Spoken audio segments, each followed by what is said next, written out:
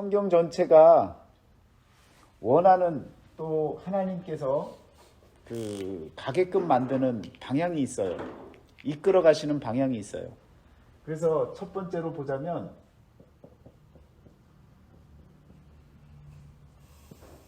예루살렘, 이 예루살렘을 향해서 하나님께서는요 성경 전체를 끌어가십니다. 그러면 늘 얘기하지만 예루살렘이라는 말 자체가 평화의 터전, 평화의 기초예요. 그러니까 성경에서도 나중에 요한복음에서 보면 그 사마리아 여인이 예배하는 그 장소를 이야기하고 또 예수님과 대화를 할 때 예루살렘에 가서 예배를 하는 걸로 우리가 알고 있습니다 라고 하는 표현이 나와요.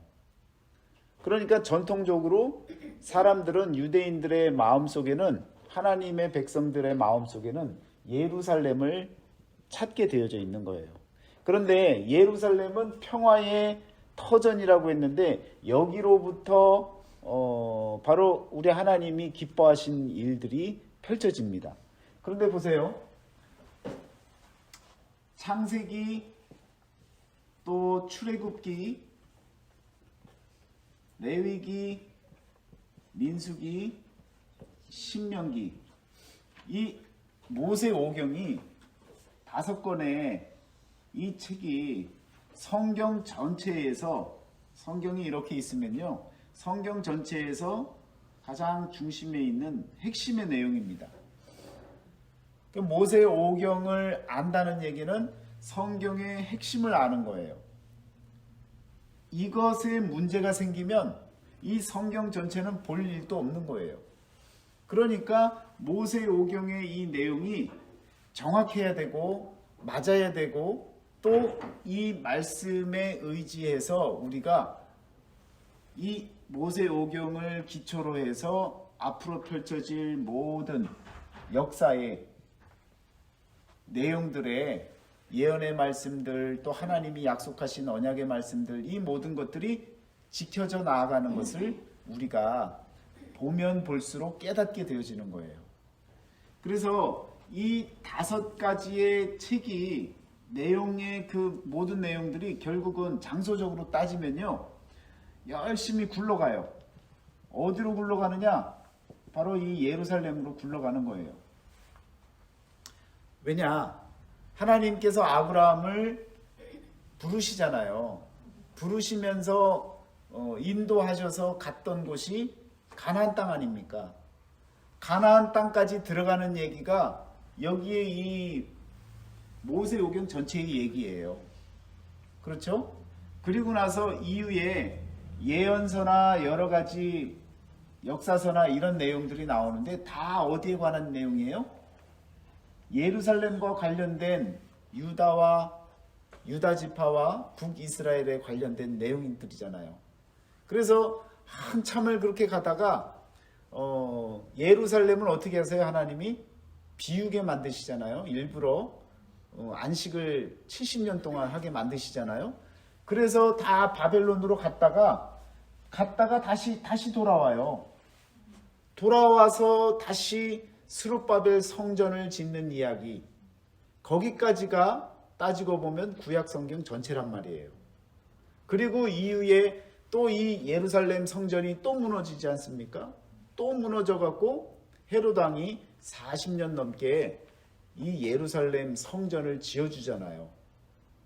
그렇게 지어주는 그런 이야기의 내용과 더불어서 예수님이 오시고 예루살렘에 들어가시고 입성하시고 십자가를 지시고 결국은 부활하시고 나서 다시금 거룩한 성 새 예루살렘이 우리에게 오신다라고 했잖아요. 그러니까 그 모든 내용 이후에 신약에 나오는 모든 내용들이 다 이 예루살렘과 관계 있고 또 마지막에 계시록에 나오는 내용도 예루살렘과 관계가 있다는 거죠. 그러니까 성경 전체가 지금 한 곳에 집중해서 포커스를 딱 갖고 요 예루살렘을 드러내고 예루살렘에서 일어나는 일, 예루살렘에서 펼쳐지는 스토리들을 우리 하나님께서 끌어가신다는 거예요. 그러면 예루살렘에는 왜 관심을 갖고 하나님께서 그토록 이렇게 예루살렘에 관심을 갖고 이 모든 역사를 끌어가셨을까요? 그 끌어간 그 핵심의 내용이 어디에 있느냐? 바로 이 예루살렘에서의 사건을 통해서 하나님께서는 예배 받으시기를 원하시는 거예요. 그러면 예루살렘에 다 유대인들이 뭘 하러 갔었느냐면 절기가 되어지면 다 예배 드리러 가는 거예요. 예루살렘에 모여서 하나님께 예배 드리기 위해서 그렇게 모인 곳이 바로 예루살렘이란 말입니다. 그러면 예배를 드리는 그 과정을 역사에서 처음에 오늘 말씀의 창세기 4장 1절부터 15절까지의 말씀에서 가인과 그리고 아벨이 나오잖아요. 가인과 아벨이 뭘 드려요? 제물을 드리죠. 제물을 드리는 거예요. 그러면 이 제물을 드리는 것이 창세기에 나와 있는 이 말씀이 보세요. 전체 이것이 예배라고 하면 예배 가운데 가장 필요한 것이 무엇이냐면 바로 이 제물입니다. 그래서 예배의 핵심을 알려주는 내용을 지금 창세기 4장에서 우리들에게 알려주고 있는 거예요.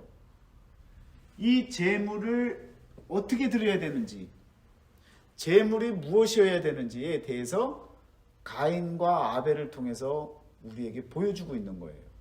그러면 보세요. 가인은 2절에 보시면요. 아벨은 뭐 하는 자였어요? 양치는 자. 가인은 농사하는 자. 자, 그리고 나서 세월이 지난 후에 가인은 뭘 드려요? 땅의 소산으로 제물을 삼아 여호와께 드렸고 그랬어요. 그리고 아벨은 자기도 양의 첫 새끼와 그 기름으로 드렸더니 여호와께서 아벨과 그의 제물은 받으셨으나 가인과 그의 제물은 받지 아니하신지라. 그래서 가인이 몹시 분이 나고 화가 나고 안색이 바뀌었다라는 거죠. 자, 그러면 여기서 중요한 건 뭐냐면요. 가인도 제물을 드렸어요. 아벨도 제물을 드렸어요. 그런데 하나님은 가인의 것을 안 받았어요. 그리고 아벨의 것은 받았어요. 왜 그랬을까요? 가인과 아벨이 똑같이 제물을 드렸는데 하나님이 안 받으셨단 말이에요. 그러면 우리가 생각할 때는 이 하나님이 왜 가인 걸 안 받으셨을까라고 생각을 우리가 한단 말이에요. 근데 잘 생각해 보면 하나님은요, 받을 것만 받으시는 거예요. 하나님이 원하시는 제물이 있는 거예요. 그런데 이 제물을 가인과 아벨이 어떻게 드렸느냐? 가인은 농사꾼이라는 말이에요. 아벨은 목축업을 하는 거죠. 그 양을 키우고 있었단 말이에요. 그런데 우리가 생각할 때 자기의 소산, 땅의 소산을 드렸으니까 당연히 받으셔야지 왜 안 받으셔? 라고 생각할 수 있어요. 그렇잖아요. 그런데 성경에 보면 이런 표현이 두 개의 차이가 나와요.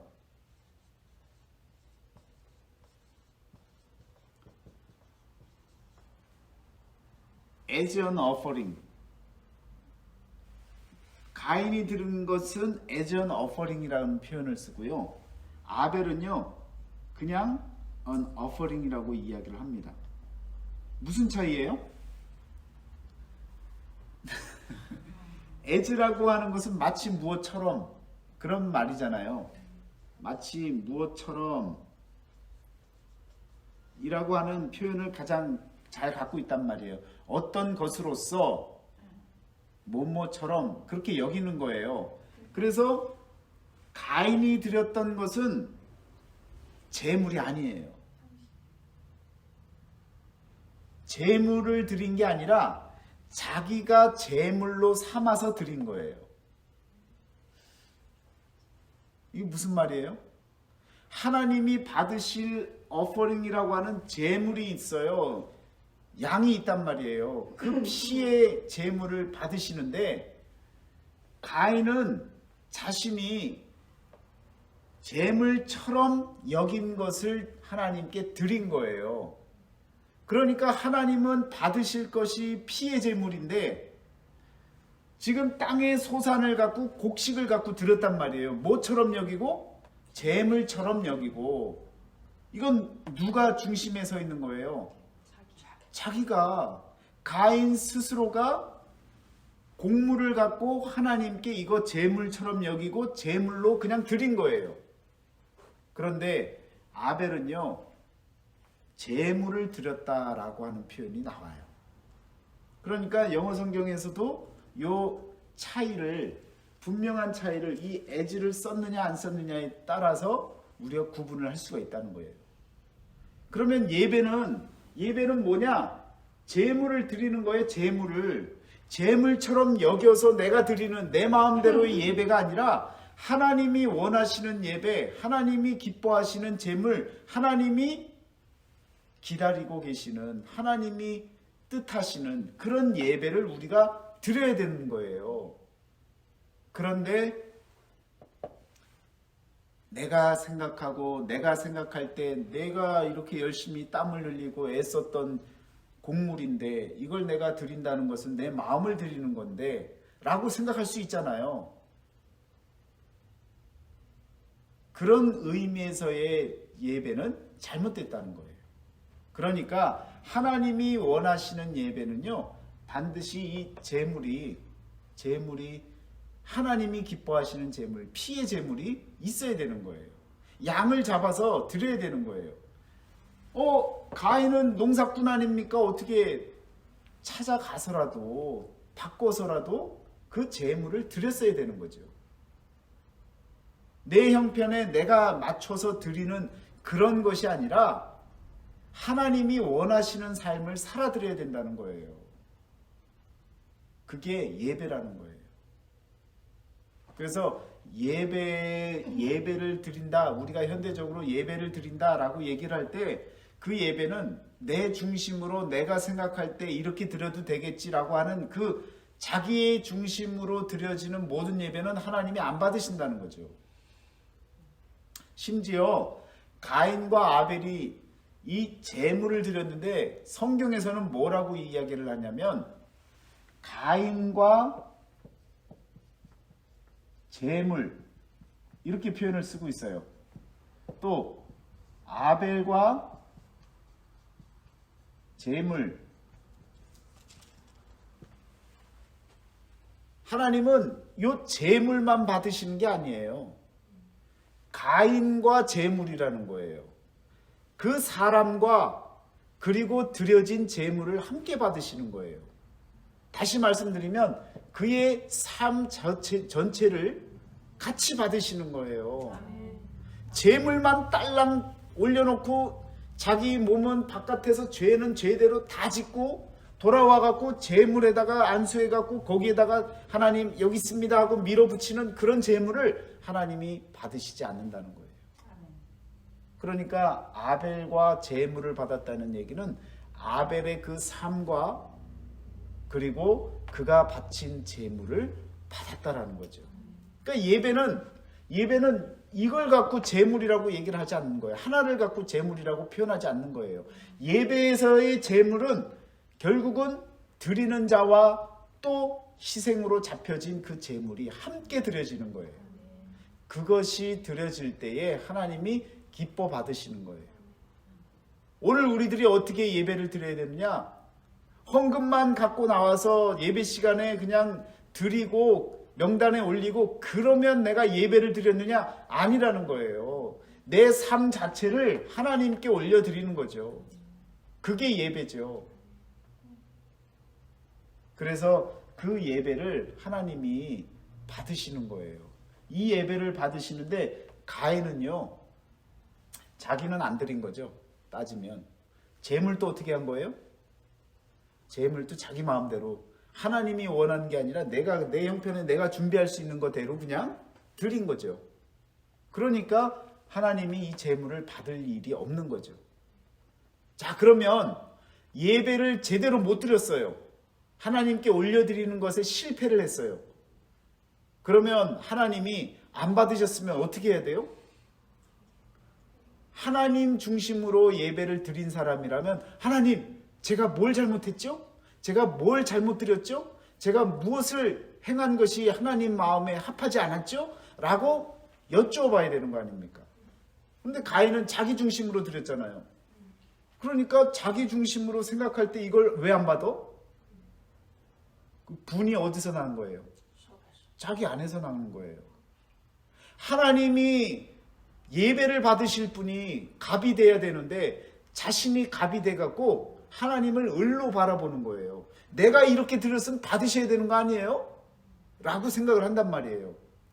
내 정성이 담겼지 않습니까? 라고 얘기를 하지만 하나님은 제물이라고 하는 것은 피의 제물을 받으시는 하나님, 희생이 있는 제물을 받으시는 하나님, 하나님이 원하시는 그 희생 제물을 함께 받으시기를 원하시는 건데 가인은 그냥 자기 걸 드린 거예요. 자기의 생각과 자기의 모든 판단과 자기가 뜻하는 예배, 그 만들어진 자기가 만들어 놓은 그것을 그냥 드리고 받으시려면 받으라고 얘기를 했고 안 받으니까 화딱지를 내는 거 아닙니까? 여러분, 이 4장에서 4장 1절부터 15절 말씀 내에 우리 하나님께서 원하시는 것 그리고 우리가 해야 될 일들이 분명히 나타나 있어요. 그러면서 하나님이 너 왜 분내냐? 그리고 네 동생이 어디 있느냐? 이렇게 또 용서해 주시려고 옆으로 완어법을 쓰셔서 물으시잖아요. 너 왜 그런 식으로 했어? 너 왜 동생을 죽였어? 하고 막 그냥 다구치지 않고 물으시잖아요. 그 전에 하나님께서 가인에게 기회를 주신단 말이에요. 무슨 기회를 주시느냐? 7절에 보면요. 내가 선을 행하면 어찌 낯을 들지 못하겠느냐? 선을 행하지 아니하면 죄가 문에 엎드려 있느니라. 죄가 너를 원하나 너는 죄를 다스릴지니라. 죄를 어떻게 하라는 거예요? 다스릴지니라. 다스릴 수 있다는 거죠. 여러분과 저도 어떻게 할 수 있다는 거예요? 죄를 컨트롤할 수 있다는 거예요. 죄가 어디에 있기에? 그렇죠. 우리 마음속에 죄덩어리가 있단 말이에요. 마치 무엇과 같냐면 바다의 밑바닥에 가면요. 얼마나 더러운 게 많이 있습니까? 그런데 가만두면 아무 일 없어요. 그런데 들어가갖고 막 헤치잖아요? 그럼 막 그냥 그 더러운 것 갯벌에서 그냥 막 일어나는 거예요. 마치 그것과 같은 거예요. 요 모양이 우리 마음하고 같은 거예요. 평온해 보이고 참 사람 좋아 보이고 참 성품 좋아 보이고 인격 대단해 보이는데 막 긁어 흔들어 갖고 그냥 파버리면요. 여기에서 그냥 막 뒤엉키고 더러운 것들이 다 나오는 거예요. 그런데 하나님이 그걸 우리의 마음을 아신단 말이에요. 그래서 너는 이거를 다스릴지니라 라고 말씀해 주고 계시는 거예요. 그런데 못 다스린 거죠. 여러분과 저도 더러운 것 있어요. 깨끗한 사람 없어요. 그렇지만 이것을 다스리기 위해서 애써야 되는 거예요.